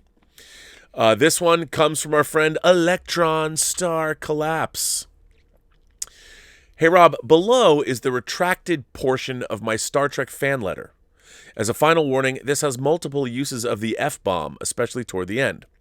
Don't let the stars collapse on you, and don't let Star Trek collapse on you. And this unfortunately brings me to the end of the good times, because some bad robot in their secret hideout went completely single white female and is trying to take over the life of the Star Trek I knew and pretend to be it. And I had decent hopes for the movies too. The rest of my family seemed to enjoy the first movie, and my brother was really hyped about the fact that it seemed like Into Darkness might be a remake of Where No Man Has Gone Before. After hearing from multiple people how good Into Darkness was, I finally decided to watch the original reboot. It was the single most insulting thing I've ever attempted to watch when thinking of it as Star Trek. No amount of, but it's an alternate universe, could stop me from hating how this movie was handled from top to bottom. As I've said before in a previous letter, that I turned it off after Scotty transported himself into the coolant pipes. The action, the humor, the characters all failed to capture any semblance of what Star Trek was. They couldn't even keep the canon correct for what time travel wouldn't have impacted, such as the fact that Vulcan never had a moon. I guess Spock was accidentally stranded on a prototype of Starkiller Base with as much logical sense as the movie made. There will come a day that I'll finish this film, but I'm more than likely to marathon The Final Frontier before liking these movies, and at least The Final Frontier captured the characters in some fashion. I couldn't bother to skip ahead to Into Darkness, one for the sour taste of the previous movie, and second from the previews I saw on talk shows. Kirk doesn't just race through a closing door when Spock says the mode of exit is impossible. Kirk might not always listen to Spock's lectures of logical options, but Kirk also respects Spock's intelligence. There's a very big difference between impossible, improbable, and illogical. So when Spock says impossible, Kirk knows this path is impossible, and will try and find other means. When I found out it was a Wrath of Khan remake, I implored people to watch the original film, if nothing else to get some context of what they were remaking. I think during this time, I felt more alienated than I did in grade school. Suddenly, people fell in love with Star Trek, but I couldn't share that love with them. It was like speaking two different languages whenever talking to anyone about Star Trek, because we would always be talking about different things. I wish I could say it was the difference between Spanish and Portuguese, but it was more like the difference between Latin and Mandarin. And good friends at the time were telling me how much better these movies were than their old, boring counterparts. These movies were obviously so good that my friends didn't even know or care that Star Trek Beyond came and went. I had no hope for Discovery, but I gave it a solid chance with the two-episode pilot. I watched it with my girlfriend. When the Klingons first appeared, I was a bit jarred, but accepted the appearance change, as this wasn't the first time this had happened. My girlfriend loved the new look, but she also loves orcs, so I think there might have been a little bias here. Then we see our main characters on the planet's surface. My girlfriend was excited to see Michelle Yeoh in the series, and I couldn't complain entirely yet without being nitpicky. Then the nitpicks evolved into continuity errors against original series canon. Then the story began to evolve. There came a point in the show that my girlfriend shouted, "What the fuck?" in regards to being prompted with the stupid actions of Michael Burnham, causing interstellar war and performing mutiny against her captain. Neither of us had any interest in finding out how your main character redeems from that, because there were epic levels of treason and unbecoming of Star Trek. On a side note, I found out my father liked the series. I skipped Picard, I knew better. Ex post facto, it sounds like someone wanted to make The Undiscovered Country, but totally didn't understand what worked in that movie that made it good. I tried 2 episodes of Lower Decks because I thought the new direction might give it a chance to be something different. Plus, they could just steal the humor of the Orville and call it Star Trek. I wasn't impressed with the first episode, but I wasn't entirely insulted, so I moved on to episode 2. This did insult me. Mariner made at least 2 racist insults against Klingons and made a transphobic comment against Boimler when calling out "nice dress uniform" in a sarcastic tone. The same Starfleet that failed Wesley Crusher and Jean-Luc Picard in their first attempts at the Academy somehow let people like this pass? Well, would you look at the time? I've thrown my hands up in the air, and you know what that means. It's "fuck this shit o'clock." I haven't heard that before. Fuck this shit o'clock. I'm out. Call me when we get some real Star Trek. Fuck this shit o'clock. I love that. Well, Electron star collapse. Fuck this shit o'clock, and don't let the stars collapse on you. Which is good. Oh, this is a good one. Omar94 writes in and says, "Hey, Rob, this letter was inspired by Boy, there's been a lot of people that are calling me today. This letter was inspired by Jeffrey Mao's letters, where he gives movie reviews. I just saw the Robert Towne movie, Tequila Sunrise. Let me stop you right there. I am a Tequila Sunrise acolyte. I love Tequila Sunrise. As a matter of fact, one of my favorite female characters is in any movie is Michelle Pfeiffer's Joanne Volinari. I can never get enough of this movie. I love Kurt Russell in this movie. I love Mel Gibson in this movie. I love Raul Julia in this movie. I love everything about this movie. It is so great. It's got such a great cast. Man, anyway. I just saw the Robert Towne movie Tequila Sunrise starring Mel Gibson, Kurt Russell, Michelle Pfeiffer, and Raul Julia. While the plot was a little too convoluted and it could have been shorter, I thought the film was not bad. The main highlights of the movie were the performances, cinematography, score, and the song at the end, Surrender to Me. Having seen the movie, I wonder how it would have turned out if Robert Towne had his way and had the film end the way he envisioned it. Towne wanted a certain character to die at the end, but one of Warner Brothers' conditions was that the character had to live. And speaking of Towne, if I didn't know he directed the film, I would have thought Tony Scott directed it, since it has a very Tony Scott look to it. Kind of does. There's a lot of orange and sunsets, and the movie overall is very stylish. All in all, Tequila Sunrise is a movie worth checking out. It's nothing special, but it was worth watching. Live long and prosper. Omar, I beg to differ. I love Tequila Sunrise. And I know it's a studio programmer, but for some reason, I just love it. I love it. I don't know why I love it so much, but I do. This one comes from Desmond. Desmond says, "Hi, Toy Man. Okay, all good with you and your camp? I find myself pondering the thought of when there's lower barriers to entry for activities, this potentially leads to more chances of seeing lower quality as well as the chances to gain more good things. 1 to 2% of success odds. I've noticed with the rise to easier access to digital viewership of TV shows, YouTube channels, or social media, the lifetime value of investment. Users are here today, gone tomorrow due to quick gratification. Whole season episodes released. Users being flustered by differences of political views or just the wider libraries of entertainment across tons of mediums, leading me to think was the viewership subscriber valuable in the first place if users fall off so quickly? I see where you're going with this. There seems to be a lot of surface level likes within this transitional era of digital and social media.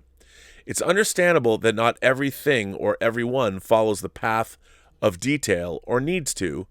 However, to dig a little deeper, I'm noticing users claiming they really like something, then unsubscribing due to differences of an ideas, or something comparative, thus disregarding all the other great things. I think it's a good point.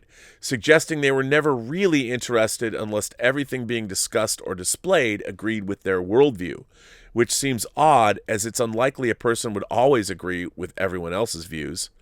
I find it resembling those who refer to the quote of, pull yourself up by your bootstraps. Then when it's time to prove it from their end, when they are in the situation, they flip-flop, calling for equal opportunity, or you find them cutting corners, cheating, or not providing any quality of input. Your thoughts? Kind regards, Desmond. Well, Desmond, if I catch your drift, basically you're saying that the universe is indifferent to all of our suffering and we should man up. No, I mean, what I think you mean to say is, yes, if you come to this channel, my channel, or anyone's channel, or you watch a TV show or something, when the going gets tough, you don't just bail. You know, you stick around, you start a dialogue. And I think you're absolutely right. I think that especially when you are in a community like, say, this one, we're building a community here, the Post-Geek Singularity community, that if I'm bumming people out, you know, I get somebody writes me a letter and says, hey, where's the chancellor of cheerfulness? Where'd that dude go? And if that's part of why people come here, and look, I got to tell you, you know, the first couple months during COVID, you know, March, April, May, I got a lot of letters from people that were telling me how I was bringing an air of positivity into the depressing notion of being locked at home and not being able to do the things that we want to do. But, you know, now May, June, July, August, September, October, the last day of October is Saturday. Then we're into November and the last month of this year.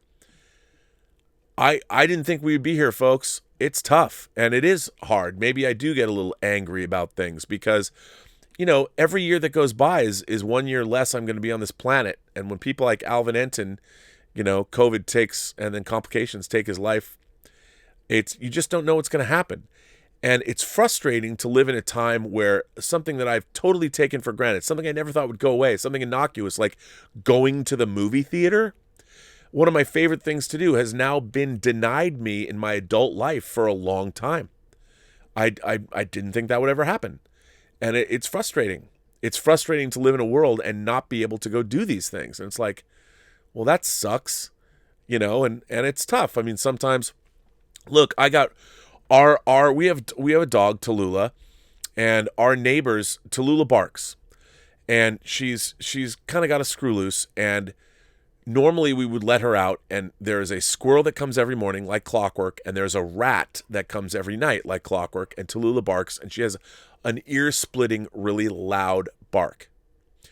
And, we let her outside, she barks at people and things like that, but she doesn't bark incessantly all day long. And if she barks for more than 30 seconds or a minute, we go out and we get her, and we bring her inside. Well, our neighbors next door have recently been complaining about Tallulah. And they sent us a couple of letters, and then we got a letter from the local ASPCA threatening us with a $1,000 fine, and we're breaking some kind of city ordinance. And the other night, Tallulah had been outside again. I was counting. She'd bark like 6 times, like rah, rah, rah, rah, going after the rat that comes every night. By the way, I mean, I could trap that rat or shoot that rat. We've left it there, and I snapped. I'm tired of. I mean, we don't like Tallulah barking, but my neighbor came out to just bitch and moan and complain, and I'm like, look, man, we live in a city. I understand that Tallulah barks. I get it. But, I don't like it when the lawnmower, the landscapers next door come for an hour when I'm doing the show. But do I go and scream and yell and bitch because somebody's using a lawnmower? No. We live in a city. There's things that happen. Helicopters fly overhead. But I lost it. She didn't deserve me. I mean, I really let her have it. I snapped. I was really loud. But I was frustrated that it's not like we leave the dog outside where it barks for hours and hours on end.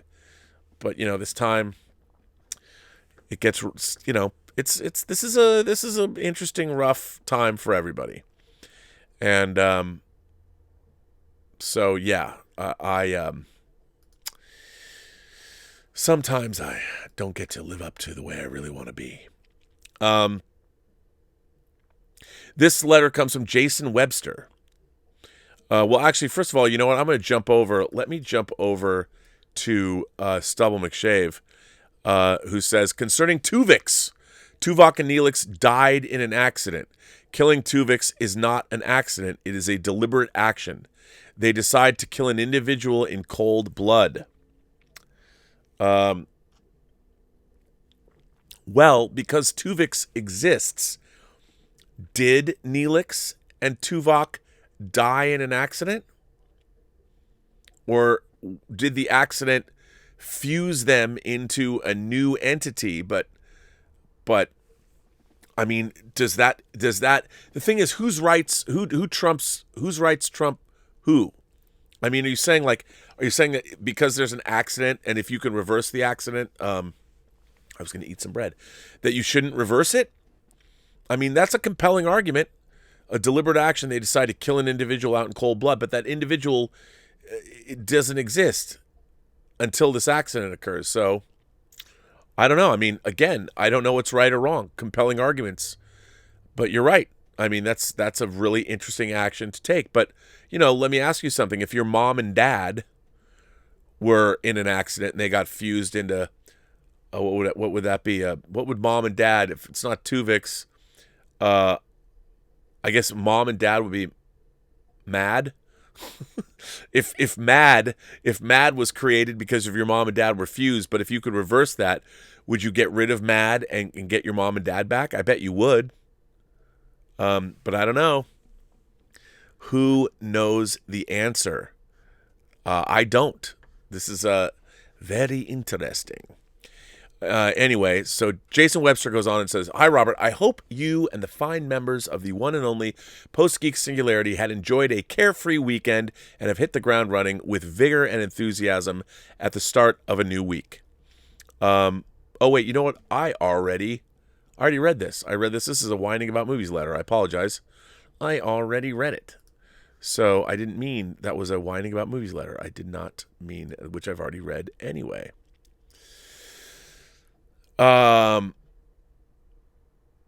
Let's see. Pedro Ferreira. Ferreira. You know I always get that wrong. Pedro's here. Pedro says, "Hi, Rob. I noticed how well received my last letter was talking about Star Trek's politics. So I decided to type to you a letter about something else. It'll be a random content letter. Having said that, however, I would like to say I do agree with Heels versus Babyface as that labeling people is not ultimately helpful, especially when it comes to race.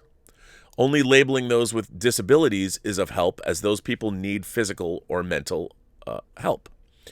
I have neurodiversity issues, but I need help with those issues. I do not look for fictional people in Star Trek created with disabilities to identify with because it makes me feel special. I want to see people overcome hurdles, like the idea of positive discrimination, what an oxymoron, or I feel putting labels on people based on race creates segregation. Anyway, like a lot of people, I tend to get random thoughts and observations. Feel free to let me know your opinion to each. They're just random. Is requiring the ability for people to adapt to changes in franchises a necessity, or is it just an excuse for asking people not to ask questions?" I think that's a really good question, Pedro. I think you should ask questions of franchises, especially when you have a franchise that's been around for 54 years and there's so many examples of that franchise excellence that can be pointed to. You know, anybody that's working on Star Trek, rather than watch one of the top 10 episodes of Star Trek, don't watch the top 10, watch the meat and potatoes episodes. Go back and watch A Taste of Armageddon. Watch The Immunity Syndrome. Watch episodes of the original series that you might not normally look at. I think everybody should ask questions. I mean, if you have a franchise that's been around for 50 years, while it's harder to work within that franchise, I think you owe it to the legacy of that franchise to do the best job you can. He goes on to say, "You did a podcast on cancel culture using an article that said everybody is eventually canceled. I must have been canceled at least 7 times already. But what can be done when, for instance, you get banned or canceled from the forum community of a website you enjoy communicating with? The article didn't take this into account." Well, that's a good question. I guess you can appeal to the website moderators or the website owner and ask to get in. I mean, I think sometimes people are overzealous. Even my great moderators sometimes, they'll necessarily misconstrue something. Not everybody is perfect, but that's just what sometimes one man's sarcasm is someone else's poison pill, and they get very offended. You never know. I make jokes that some people think I shouldn't make. People get sensitive. You don't know. Here's one to rattle your brain. Sega asked developers M2 to port Taito's Darius to their Mega Drive Genesis mini console, thereby creating the first new game for the system in years. Darius is now being released physically by M2 on Mega Drive cartridge by strictly limited games. Probably asking an obvious question here, but while I know Sega don't like to publish or license their name out to MD Games anymore, considering they ported the game, shouldn't they allow the Mega Drive name to be licensed on and endorse the packaging with their logo? Well, that's a good question. I mean, obviously that was old stuff, and I think, yeah, why not? I think they should be allowed to license that out if they're not gonna make it themselves. Why not license it? I mean, for whatever reason they might. I mean, ultimately the rights owners get to call the shots, right or wrong. Period. They own it. What are you gonna do? Have you considered, he goes on to say, have you considered asking letter writers questions about themselves or their letters to encourage continued responses? I ask because I'm interested to know feedback on the quality of our letters. Hopefully mine They're not too bad or unwelcome. Well, I mean, I try and share the letters I think that are, and this is no, I mean, I try and share most of the letters, sometimes letters, just the way they're written, they're difficult to read. But for the most part, I try and share letters I find to be of value that also, that are of general interest. So, speaking of writing, I found out last week there was a reboot of the 90s edutainment TV series Ghostwriter, in the Ghostwriter, not Ghost Rider. In case the show passed you, as the show is an educational drama made by the same people as Sesame Street. I never saw it. The 90s series revolved around a group of kids from different racial, working-class backgrounds living in Brooklyn who stumble upon a ghost that takes letters and jumbles them up to make other words, sort of like anagrams. Ghostwriter never talked, but would help solve mysteries through these anagrams. It was a good way of teaching kids how to use words. Samuel L. Jackson even appeared in the pilot episode as one of the kids' parents, but left after the pilot because of his burgeoning career in movies like Jurassic Park. The show is most notable in tackling a range of issues that affect kids and teens, such as stealing, gang wars, and drugs. The show wasn't overly violent. It is a kid show after all, but it didn't shy away from the kinds of things kids living in the area would have to deal with back then. The show ran for 3 seasons, with each mystery case on average taking up 4 episodes, the way Doctor Who used to do it. I used to watch it when I was ill off school or during school holidays. The reboot, in comparison, is very different. The Netflix reboot keeps the setting and the racially diverse group, yet Ghostwriter here is different. In this reboot, Ghostwriter takes famous novels and transports characters out of the books who end up causing chaos. The kids then have to solve the mystery in order for the characters to return back to their book. One example revolving around Alice in Wonderland. The anagram storytelling by the central character is gone, as with the new show putting more emphasis on reading, the show becomes this Harry Potter-style fantasy series and an excuse for visual effects galore. The gritty but honest lower-budget show examining social issues is replaced with typical CGI fantasy stories about reading. As one character in the series always says, "Ghostwriter, what a trip." After seeing the reboot trailer, what a trip indeed. Just wondered what you thought of this. Well, Pedro, I don't know. I don't know this show. But that doesn't mean I wouldn't check it out, because I would.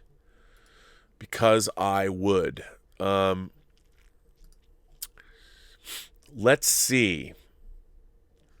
I'm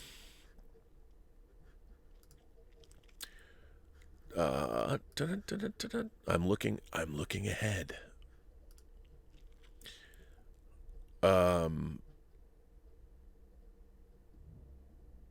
Well, I'll end with this. Emma Bannon, our friend Emma, writes in and says, "Hi, Rob, and all fellow imagination connoisseurs. I am very excited today. I watched Discovery this morning, and Rob, I was really surprised. They did it. They actually did it. Star Trek Discovery achieved that rarity in television of starting from a really low point and managing to go even lower. So the episode opens up with the ship appearing out of the wormhole and straight into an asteroid field. Or was it a debris field? I'm tempted to say the latter, as the asteroid they managed to drive straight through was covered in shrubbery of some kind. I actually read this already, but I'm going to read it again. And immediately made me remember the thoughtful, psychological, and poignant drama Armageddon. So anyway, they managed to hit this ice field on the planet with no working deflector shields and yet somehow not be turned into strawberry jam. I mean, we're only 5 minutes in and it has me going, hey, what? Wouldn't they all be dead? So Saru goes all captain-y and heads off to check the ship. Incidentally, I don't know if this is a new thing, but what's with the weird way he walks, with his arms flapping behind him? It's the exact same way Barry Goldberg from the Goldbergs runs. I mean, I get they've plundered every other TV show ever made, but the Goldbergs? What's next? Burnham saying, could I be any more brilliant? Remarkably, the ship will take hours to repair. Hours? Are you kidding me? They just face-planted onto a planet. But alas, they need some material, and wow, how lucky, there's loads of it in a nearby settlement. So Saru and Tilly start walking to the settlement, rudely not even stopping to say hello to the two people clearly visible in the background. Still, nice to see such high production values. But shock horror in a completely unexpected twist that absolutely everyone could see coming. The poor inhabitants of the colony are put upon by naughty space pirates in a plot right out of The Magnificent Seven, or Pixar's A Bug's Life, take your pick. Just like everything else in this episode, there's plenty of previous movies or shows that have done this, and done this better. They need the help of Saru and Tilly, even though they're all armed, and the only way onto the space saloon, colony, is by a very small platform that people teleport onto. Meanwhile, back on the ship, they're in trouble. Stamets is badly injured, but cleared off his bed as there are loads of more seriously injured crew who must have chosen to stay on Discovery at the last moment. I mean, they must have done it because I could have sworn that there was only meant to be a skeleton crew here. Sucks for them, I guess. Well, for me too, because I have to watch this. So Stamets, rather than being sensible and recovering, of course decides to try and help repair the ship, teaming up with Reno, who belittles a crew member completely needlessly, who is played by Tig Notaro, with all the enthusiasm of a 100-year-old giant turtle who had taken an extra-large dose of zolpidem. I guess it's meant to be full of sparkly dialogue and wit, but the actual result is like watching blancmanges arguing. There's no enthusiasm shown and no love-hate relationship. It is just so dull. Then there's the ice. You see, this is no ordinary ice, so it's naughty space ice. It's parasitic ice. In itself, this could have been interesting, but not an original idea if it had been expounded upon, but it isn't. This just left it at that, presumably to provide some drama in the ship's takeoff. Once again, it's merely there to try and create drama, which it fails to do. Meanwhile, back at the ranch, settlement, Georgiou turns up and the tables are turned on the space pirates after a quick bar fight. Luckily, Saru and the others don't even have to walk back to the ship at night when the parasitic ice is being especially parasitic because the writers have lazy writing genie lamp, which they've obviously been rubbing extra hard, and the Discovery crew are presented with a personal transporter that gets them right back to the ship.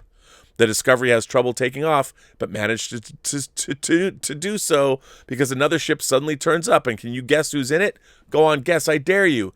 Yes, Burnham saves the day and tells them she's been there for a year. And the credits roll, and I breathe a sigh of relief. All sarcasm and jokes. Yes, Rob, that's what they were meant to be. Aside, there's nothing new here. There's nothing of any depth. There's nothing of any consequence.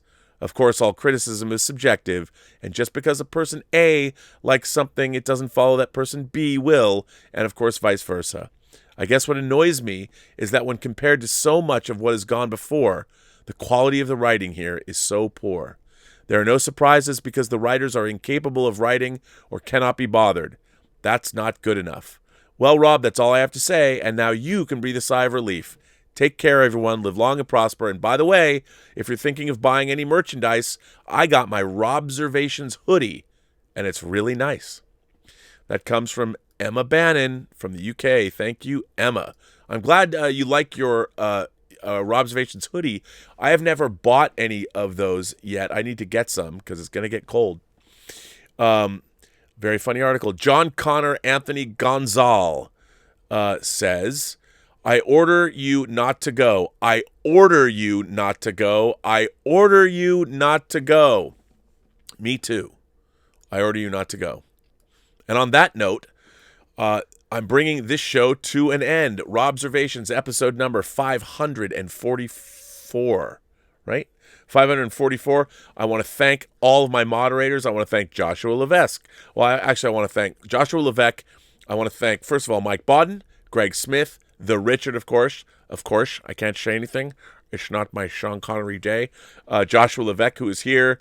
MC Black Cap is here. Greg Smith is here. Who else is here? Do I know? I guess that's it. I want to thank my moderating staff for being here and being great moderators. I want to thank everybody for supporting the channel via Super Chat, tips. Thank you for writing letters. I appreciate that very much. Becoming members and all that. I will have more films up for the contest for the Imagination Connoisseur Film Festival. So we'll have more to watch, which will be exciting. And I will be on the John Campea show tomorrow, and we will be doing Whining About Movies, The Evil Dead. That's right, The Evil Dead tomorrow night, right here on this same channel. Anyway, thank you all. Remember, every person you meet has a story to tell that you have yet to hear, and all you have to do is listen. That's right. That's all you have to do. And with that, I say, well, be seeing you. That's a salute.